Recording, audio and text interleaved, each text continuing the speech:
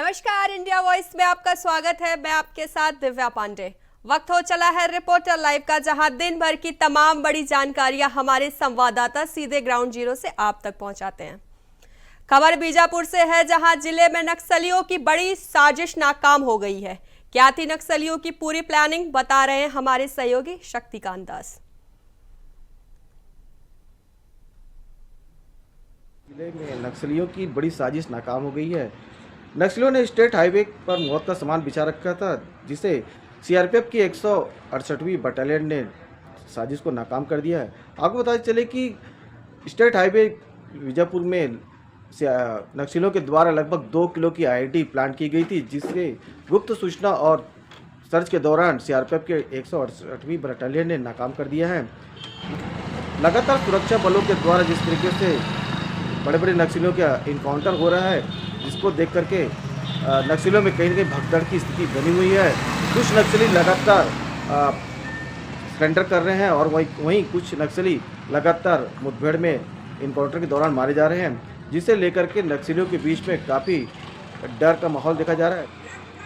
आपको पता चले केंद्रीय गृह मंत्री अमित शाह ने कहा था कि सन 2026 तक हम पूरी तरीके से छत्तीसगढ़ को नक्सल मुक्त कर देंगे, जिसके तहत अलग अलग राज्यों से लगातार सुरक्षा बल नक्सलियों को घेर रहे हैं। विगत दिनों ही एक करोड़ के नक्सली को छत्तीसगढ़ और उड़ीसा से की टीम ने ढेर किया था, जिसे लेकर के काफ़ी गहमागहमी चल रही थी।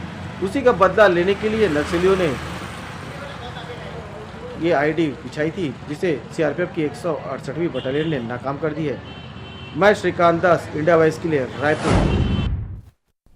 आगे बढ़ेंगे। खबर दिल्ली से है, जहां अवैध रूप से रह रहे बांग्लादेशी नागरिकों के खिलाफ पुलिस अभियान चला रही है। लेकिन क्यों, पूरी खबर क्या है, बता रहे हमारे सहयोगी कमल किशोर। गुरुवार की आधी रात को पुलिस ने अवैध बांग्लादेशी प्रवासियों के खिलाफ एक बड़ा सर्च ऑपरेशन चलाया। दिल्ली पुलिस द्वारा चलाए गए इस ऑपरेशन का मकसद अवैध रूप से रह रहे बांग्लादेशी और रोहिंग्या प्रवासियों की पहचान करना है। जानकारी के मुताबिक गुरुवार की देर रात दिल्ली पुलिस की टीम ने विकासपुरी की झुग्गी बस्ती क्षेत्रों में तलाशी का अभियान शुरू किया। पुलिस घर घर जाकर लोगों से पूछताछ की और उनके दस्तावेजों की जांच की। साथ ही बीएसएफ के जवानों ने इलाके में फ्लैग मार्च भी निकाला। पुलिस के अधिकारियों का कहना है कि यह अभियान उपराज्यपाल वीके सक्सेना द्वारा चलाया गया है। पश्चिमी दिल्ली के डीसीपी विचित्रवीर ने बताया कि रात के समय अभियान चलाने का उद्देश्य यह है कि दिन के समय लोग काम पर चले जाते हैं और रात को परिवार के सब लोग घर पर ही मिलते हैं, जिससे सत्यापन में आसानी होती है। हमने हजारों घरों का सत्यापन किया है। वीडियो जर्नलिस्ट के साथ मैं कमल किशोर, इंडिया। खबर दिल्ली से है, जहां आप विधायक अमानतुल्लाह खान के बेटे और पुलिसकर्मी के बीच बहस हो गई। लेकिन क्यों, क्या है पूरी खबर, बता रहे हमारे सहयोगी कमल किशोर।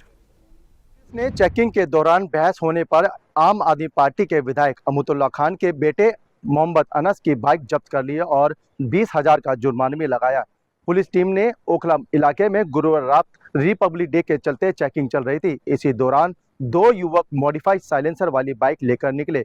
पुलिस ने रोका और silencer motor act vehicle act का हवाला देते हुए गैर कानूनी बताया, जिसके बाद युवक ने कहा कि उसके पिता विधायक हैं। पुलिस और लड़के के बीच बहस हुई।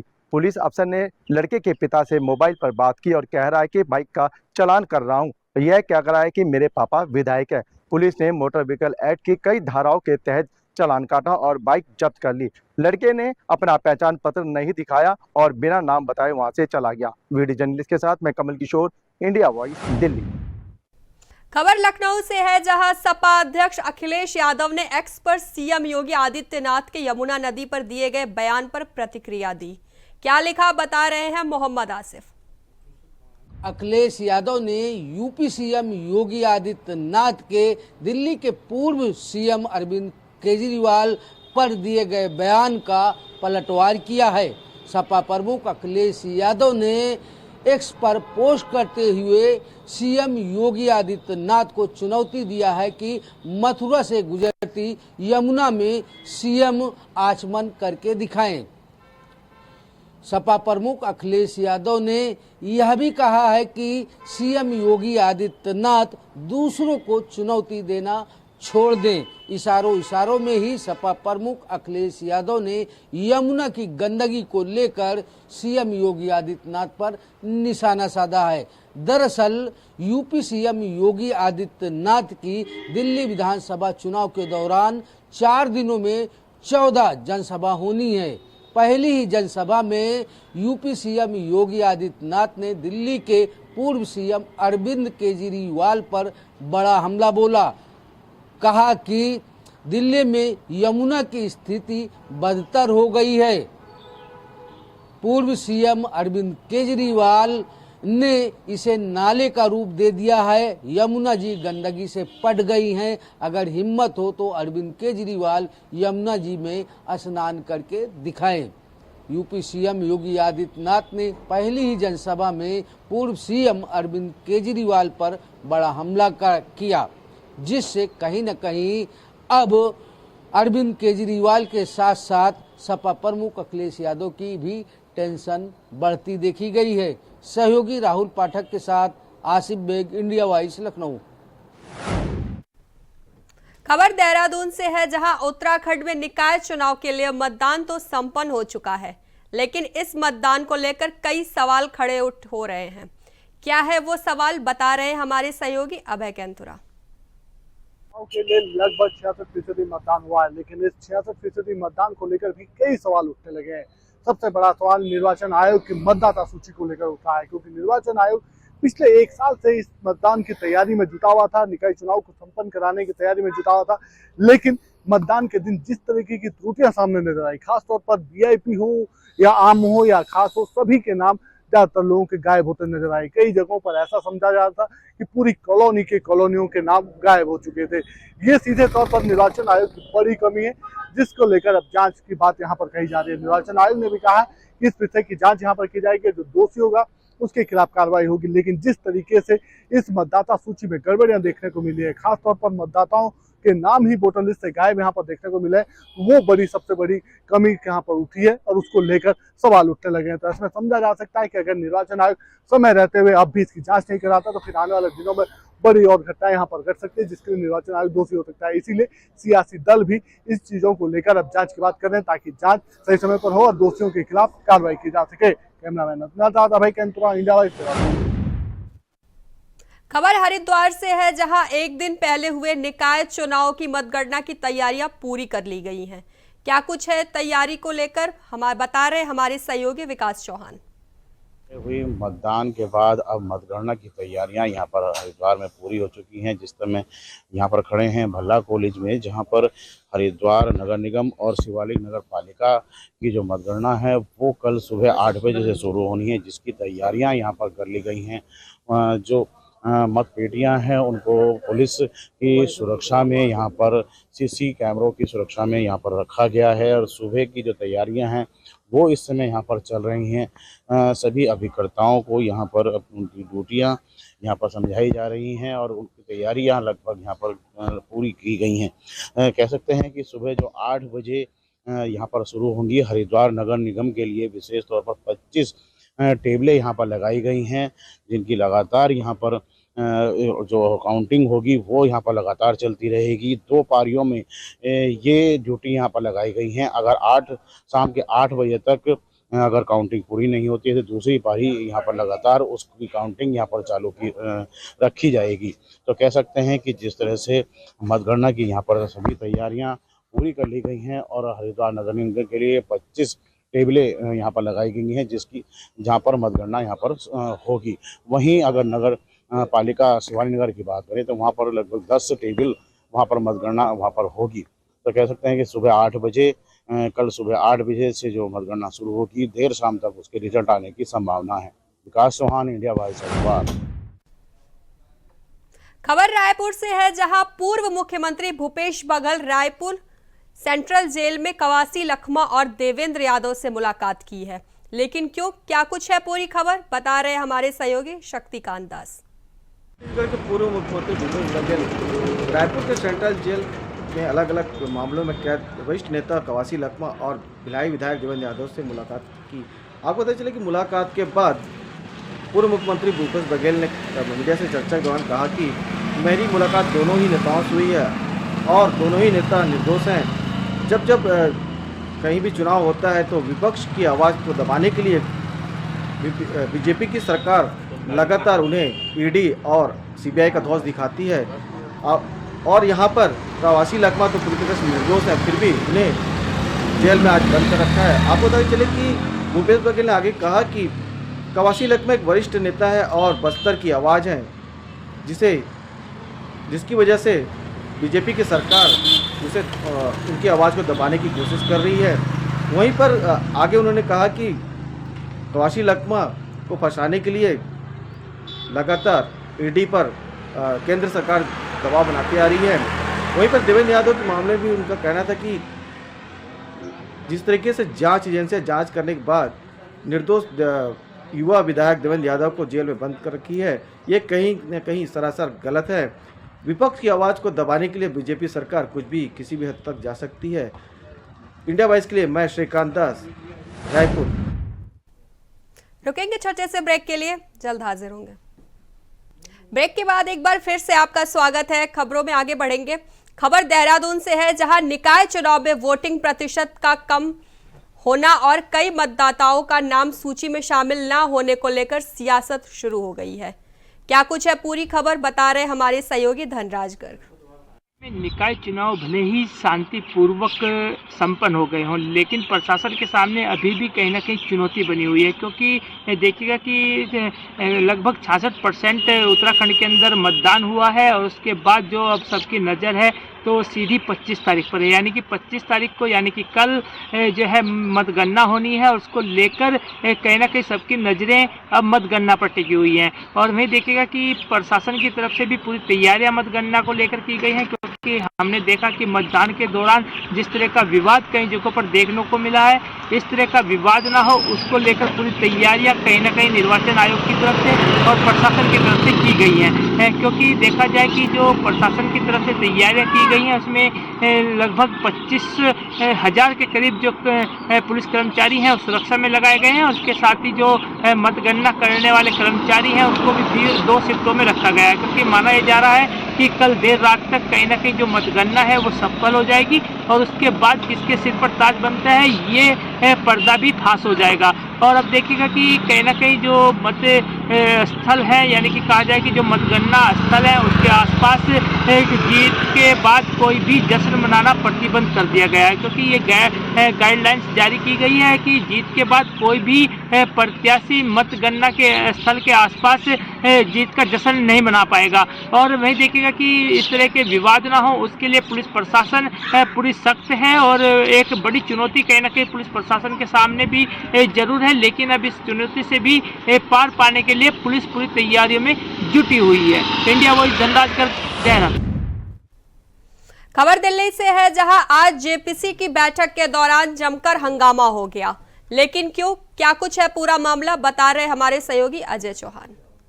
की अहम बैठक बुलाई गई थी, जो कि 11 बजे से 3:30 बजे तक की बैठक चलनी थी, लेकिन बीच में ही विपक्ष ने हंगामा कर दिया, जिसको लेकर के 10 जो विपक्षी सांसद थे उनको सस्पेंड कर दिया गया है। यानी कि ये 2 दिन की बैठक होनी थी, आज और कल, जो कि जेसीबी की फाइनल रिपोर्ट आज फाइनल हो चुकी थी। उसके बाद ये 31 जनवरी को पेश करनी थी, यानी जो बजट आ रहा है उससे पहले ही ये पेश करनी थी, लेकिन आज हंगामे के चलते आज ये जो मीटिंग थी रद्द कर दी गई है। अब अगली जो मीटिंग है वो 27 तारीख को होनी है।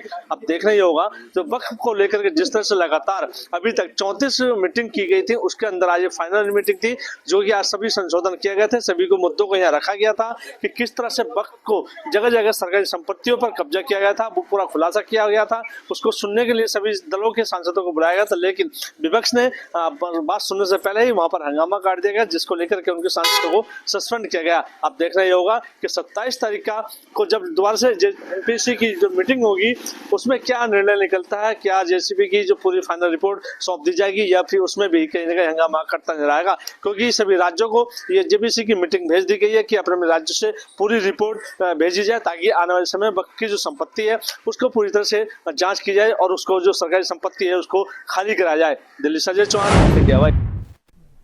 खबर दिल्ली से है, जहां आम आदमी पार्टी के ओखला विधायक अमानतुल्ला खान के बेटे के द्वारा ट्रैफिक नियमों का उल्लंघन करने और पुलिसकर्मी को धमकाने के मामले में सांसद मनोज तिवारी ने आम आदमी पार्टी पर जमकर हमला बोला है। क्या कुछ कहा है मनोज तिवारी ने, बता रहे हमारे सहयोगी सादिक खान।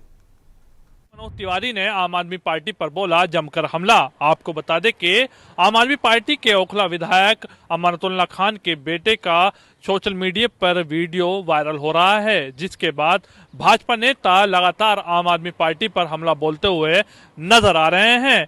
आज दिल्ली के प्रदेश कार्यालय पर भाजपा नेता व सांसद मनोज तिवारी ने पहुंचकर जमकर हमला बोला है। उन्होंने मीडिया से बातचीत करते हुए कहा है कि आम आदमी पार्टी के प्रमुख व पूर्व मुख्यमंत्री अरविंद केजरीवाल लगातार दिल्ली की कानून व्यवस्था पर सवाल उठाते रहते हैं। आज मैं उनसे पूछना चाहता हूं, उनकी पार्टी के विधायक के बेटे के द्वारा पुलिसकर्मी को उसके बाप के विधायक होने को लेकर धमकाया जा रहा है, क्या ये सही है? इसी तरह से दिल्ली में कानून व्यवस्था सही होगी? साथ ही उन्होंने कहा है कि मैं दिल्ली पुलिस से अनुरोध करना चाहता हूं कि दिल्ली पुलिस इस मामले में कठोर से कठोर कार्रवाई करे। इतना ही नहीं, मनोज तिवारी ने आम आदमी पार्टी के विधायक को अपराधी बताते हुए कहा है कि उन पर कई गंभीर केस चल रहे हैं। अब देखना यह होगा कि इस पूरे मामले पर दिल्ली पुलिस और क्या बड़ी कार्रवाई करती है। Sadiq Khan, India voice, Delhi.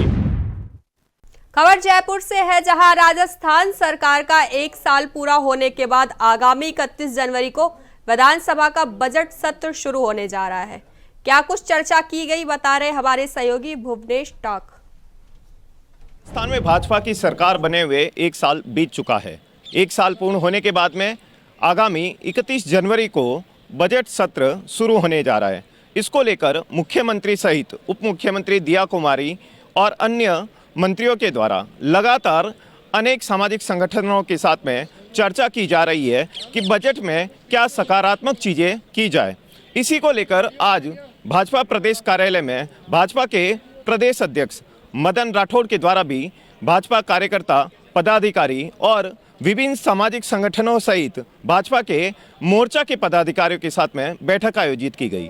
बैठक के दौरान आपसी चर्चा की गई कि आगामी बजट को कैसे अच्छे बजट के रूप में पेश किया जाए, जिसके कारण राजस्थान की आम जनता को राहत मिले और सरकार की एक सकारात्मक छवि आम जनता के बीच में बने।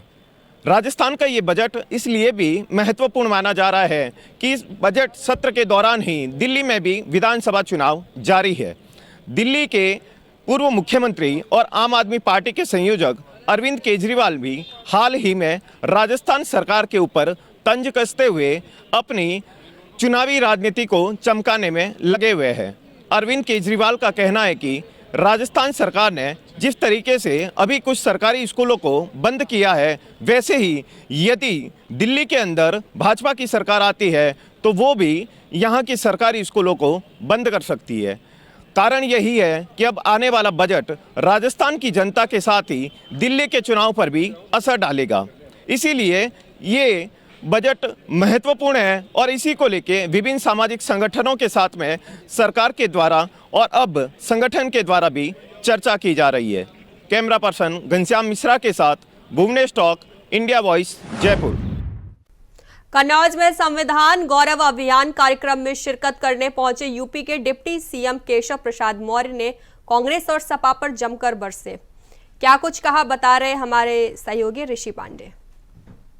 केशव प्रसाद मौर्य का काफिला आज कन्नौज पहुंचा। सबसे पहले उनका काफिला पुलिस लाइन पहुंचा, वहां से वो गाड़ी से रवाना पीसीएम कॉलेज के लिए हुए। वहीं आपको बता दें, संविधान गौरव अभियान कार्यक्रम में उन्होंने हिस्सा लिया। इस दौरान भाजपा के नेता कार्यकर्ता मौजूद रहे। वहीं उनका काफिला लगभग 1 घंटे लेट पहुंचा। वहीं जो कार्यकर्ता हैं, जो नेता हैं, वो उनका इंतज़ार देखते रहे। वहीं उन्होंने मीडिया से भी बात की तो मीडिया से उन्होंने कहा कि जो पीडीए सपा चला रही है वो लोगों को गुमराह कर रही है। वहीं जो है उन्होंने कांग्रेस पर भी सवाल खड़े किए। वहीं उन्होंने कहा कि राहुल गांधी जो है बड़ी बड़ी बातें करते हैं, वो लोगों को गुमराह कर रहे हैं। वहीं उनका काफिला जो है लेट पहुँचा। हालांकि इसके बाद जो है उनका काफिला प्रयागराज के लिए रवाना हो गया। अपने सहयोगी सुमित के साथ राम ऋषि पांडे, इंडिया वॉइस, कन्नौज। भारत और नेपाल सीमा की नो मेंस लैंड से सटे जमीन पर हो रहे अवैध प्लॉटिंग पर प्रशासन का बुलडोजर चला है।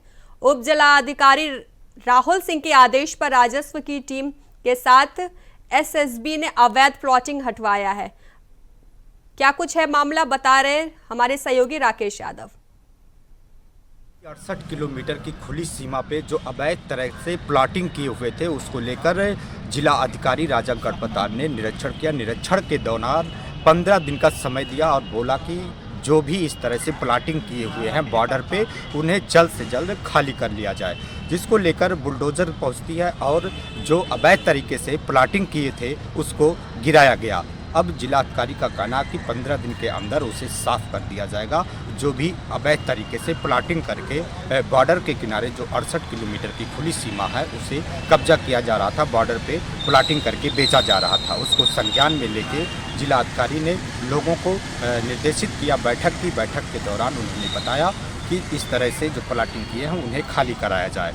मामला सिद्धार्थनगर जिले का है, जो कि 68 किलोमीटर की खुली सीमा है, जो कि बॉर्डर के सटे 100 मीटर की दूरी पर अवैध तरीके से प्लॉटिंग किए हुए थे। इंडिया वॉइस की खबर ने इसे संज्ञान लिया था और इस खबर को प्रमुखता से दिखाया था, जिसे संज्ञान में लेकर जिलाधिकारी ने इस पर कार्रवाई की। 15 दिन का समय दिया, जल्द से जल्द इसे खाली किया जाए। सिद्धार्थनगर से राकेश यादव। खबर लखनऊ से है, जहां लगातार सड़क हादसे बढ़ते जा रहे हैं। अब क्या कुछ है पूरी खबर, बता रहे हमारे सहयोगी मोहम्मद आसिफ।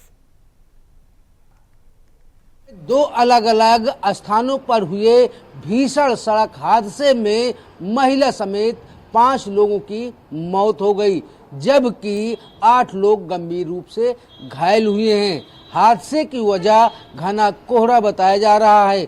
यूपी सीएम योगी आदित्यनाथ ने हादसे पर दुख जताया है।